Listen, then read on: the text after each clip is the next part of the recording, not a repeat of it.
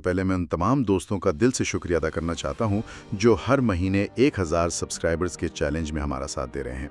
सच में ये आप सबकी वजह से ही मुमकिन हो रहा है। और अगर कोई आज पहली बार हमें देख रहा है तो जल्दी से स्मार्ट स्कोप को सब्सक्राइब कर लें, बेल आइकॉन पर क्लिक करें और हाँ, वीडियो को लाइक और शेयर भी ज़रूर कर दें। चलें आज की गुफ्तगू शुरू करते हैं। एक सवाल से आगाज़ करते हैं। तसव्वुर करें एक ऐसे शख्स का जिसके 500 मिलियन दोस्त हों, लेकिन हकीकत में वो बिल्कुल अकेला हो। ये तो बहुत गहरी बात है। जी, और यही आज का हमारा मौजू है, फिल्म द सोशल नेटवर्क। ये सिर्फ फेसबुक बनने की कहानी नहीं है, ये ख्वाहिशात, ज़हानत, धोखाधड़ी और उन रिश्तों की कहानी है जो इस सफ़र में कहीं पीछे रह गए। बिल्कुल सही कहा आपने। ये फिल्म फेसबुक के बारे में कम और फेसबुक बनाने वाले के जहन के बारे में ज़्यादा है।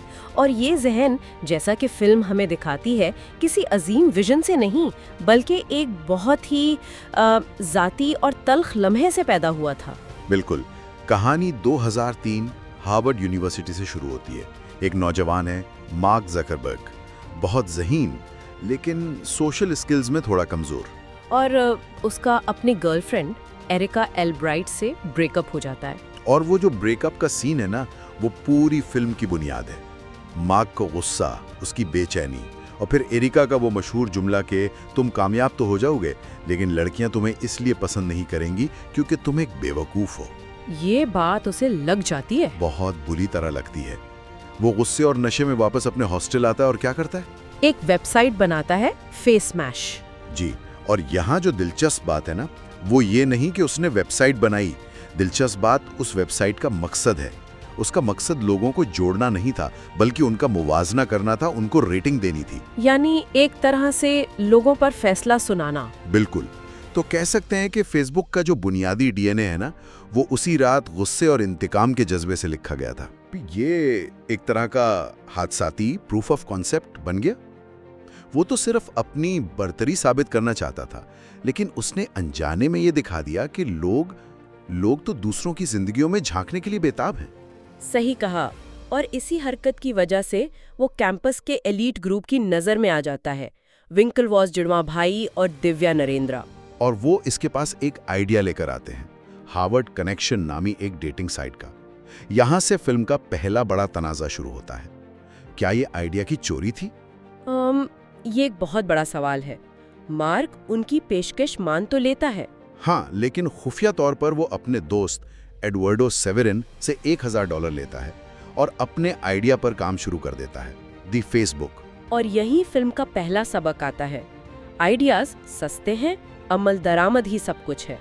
विंकलवॉस भाइयों के पास सिर्फ एक तस्वुर था, एक ख्वाब था, लेकिन मार्क के पास उसे हकीकत बनाने का जुनून था, महारत थी। जी, और एक विजन था।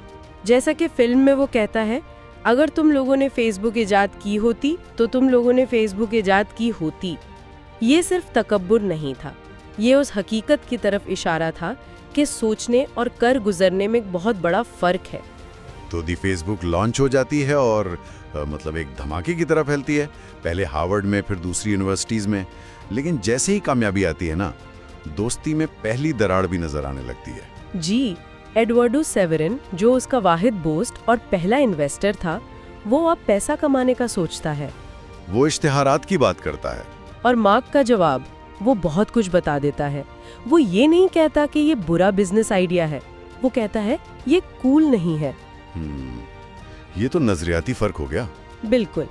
एडवर्डो एक रिवायती बिजनेस स्टूडेंट की तरह सोच रहा था कि प्रोडक्ट बनाओ और उसे बेचो, लेकिन मार्क सिलिकॉन वैली के नए फलसफे पर चल रहा था कि पहले एक ऐसी कम्युनिटी बनाओ जो इतनी बड़ी हो कि उसे नजरअंदाज ना किया जा सके, पैसा बाद में खुद आएगा। और फिर इस नजरियाती जंग के बीच में एक तीसरा शख्स आ जाता है, शॉन पार्कर, नैपस्टर का बानी। फिल्म उसे एक बहुत करिश्माती किरदार के तौर पर दिखाती है। और वो सिर्फ करिश्माती नहीं था, उसकी एक तारीख थी। नैपस्टर ने पूरी म्यूजिक इंडस्ट्री को हिलाकर रख दिया था। बिल्कुल, क्योंकि शॉन पार्कर की सोच ये थी कि अगर कोई चीज बहुत बड़ी और मकबूल हो जाए तो पुराने कवानीन और बिजनेस मॉडल्स खुद ही झुक जाते हैं।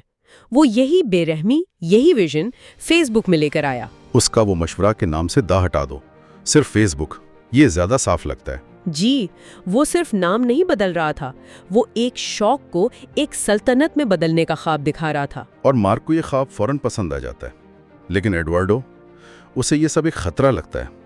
یہاں میرا سوال یہ ہے کہ کیا ایڈورڈو کا مقدر اسی دن لکھا گیا تھا؟ کیا اس کی محتاط سوچ کا اس نئی تیز رفتار دنیا میں کوئی مستقبل تھا ہی نہیں؟ شاید نہیں۔ دیکھیں، یہ صرف دوستی کا دھوکہ نہیں تھا، یہ دو کاروباری فلسفوں کا ٹکراؤ تھا۔ ایڈورڈو نیو یارک کی نمائندگی کر رہا تھا، جہاں منافع سب سے اہم ہے، اور شان پارکر کیلیفورنیا کی، جہاں ترقی اور یوزرز کی تعداد سب سے اہم ہے۔ تو مارک کو چناؤ کرنا تھا۔ جی، اور اس نے اس شخص کا انتخاب کیے جو اس کے جنون سے مطابقت رکھتا تھا، نہ کہ اس کا جو شروع سے اس کے ساتھ تھا۔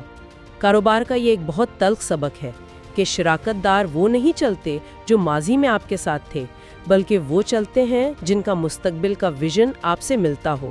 اور یہی چناؤ ہمیں کہانی کے سب سے تکلیف دہ حصے کی طرف لے جاتا ہے، سب سے بڑا دھوکہ۔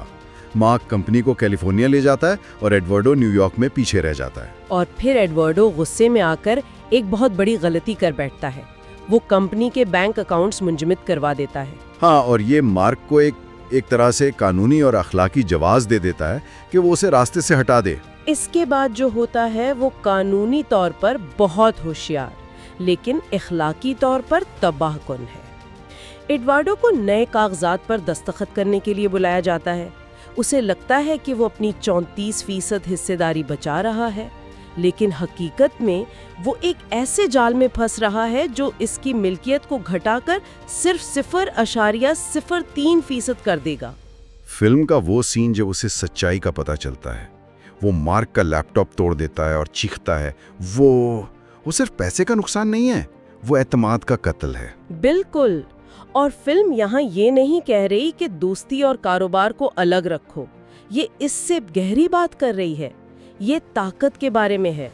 جب طاقت کا توازن بگڑتا ہے نا، جب ایک کے پاس ویژن اور کنٹرول ہو اور دوسرے کے پاس صرف پیسہ اور پرانی وفاداری، تو نتیجہ اکثر یہی نکلتا ہے۔ تو ایڈورڈو کی غلطی یہ تھی کہ اس نے نئے کھیل کے نئے اصول نہیں سمجھے۔ جی، اس نے بھروسہ کیا، لیکن سلیکان ویلی بھروسے پر نہیں، شیئر ہولڈنگ ایگریمنٹس پر چلتی ہے۔ فلم کا اختتام 2 قانونی مقدمات پر ہوتا ہے۔ ونکل واس بھائیوں کو $65 ملین ملتے ہیں، ایڈورڈو کو بھی ایک بڑی رقم ملتی ہے، اور شریک بانی کا اعزاز واپس مل جاتا ہے۔ بظاہر لگتا ہے مارک ہار گیا، لیکن حقیقت میں وہ جیت چکا ہوتا ہے۔ لیکن کیا وہ واقعی جیتا؟ یہی سوال فلم کا آخری منظر ہم سے پوچھتا ہے۔ مارک زکربرگ اب دنیا کا سب سے کم عمر ارب پتی ہے، اس کے پاس سب کچھ ہے، پیسہ، طاقت، سٹیٹس، لیکن وہ ایک خالی کانفرنس روم میں بالکل اکیلا بیٹھا ہے۔ اور اس کی وکیل اسے کہتی ہے کہ انہوں نے کیس اس لیے سیٹل کیا کیونکہ جیوری اسے یعنی مارک کو ایک انسان کے طور پر پسند نہیں کرے گی۔ یہ کتنا بڑا طنز ہے، بہت بڑا۔ اور پھر وہ تنہا اپنے لیپ ٹاپ پر فیس بک کھولتا ہے اور اپنی اسی سابقہ گرل فرینڈ ایریکا کا پروفائل ڈھونڈتا ہے۔ وہ اسے فرینڈ ریکویسٹ بھیجتا ہے اور پھر بار بار پیج کو ریفریش کرتا ہے۔ یہ منظر اتنا طاقتور کیوں ہے؟ کیونکہ یہ پوری کہانی کا نچوڑ ہے۔ ایک شخص جس نے 500 ملین لوگوں کو جوڑنے کا پلیٹ فارم بنایا، وہ خود ایک حقیقی کنیکشن کے لیے ترس رہا ہے۔ اس نے دنیا فتح کر لی، لیکن وہ اس ایک شخص کی منظوری حاصل نہیں کر سکا جس کی وجہ سے یہ سب شروع ہوا تھا۔ یہ کردار کی اہمیت پر زور دیتا ہے۔ مارک نے ایک شاندار پروڈکٹ بنایا، لیکن اس عمل میں اس نے اپنی روح کا ایک حصہ کھو دیا۔ اس میں ایک اور دلچسپ بات بھی ہے۔ فیس بک پہلی سوشل نیٹ ورکنگ سائٹ تو نہیں تھی، اس سے پہلے مائی اسپیس جیسی بڑی سائٹس تھیں، پھر فیس بک کیوں جیتا؟ کیونکہ اس نے ایک بہتر تجربہ فراہم کیا۔ مائی اسپیس بے ترتیب اور سپیم سے بھرا ہوا تھا، فیس بک صاف ستھرا، خصوصی اور حقیقی شناخت پر مبنی تھا۔ اس نے یہ ثابت کیا کہ مارکیٹ میں پہلا ہونا ضروری نہیں، بہترین ہونا ضروری ہے۔ تو خلاصہ یہ ہے کہ دی سوشل نیٹ ورک صرف ایک ٹیک کمپنی کی کہانی نہیں ہے، یہ ایک جدید عالمیہ ہے، عزائم، تنہائی، دوستی اور اس ڈیجیٹل دنیا کی ستم ظریفی کے بارے میں جو ہم نے بنائی ہے۔ ایک ایسی دنیا جہاں ہمارے ہزاروں دوست ہو سکتے ہیں، لیکن ہم پھر بھی اکیلا محسوس کر سکتے ہیں۔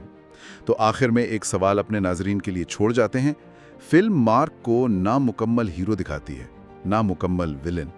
सवाल ये है कि क्या उसकी बेरहमी और समाजी कमजोरियां उसकी कामयाबी के लिए ज़रूरी थी?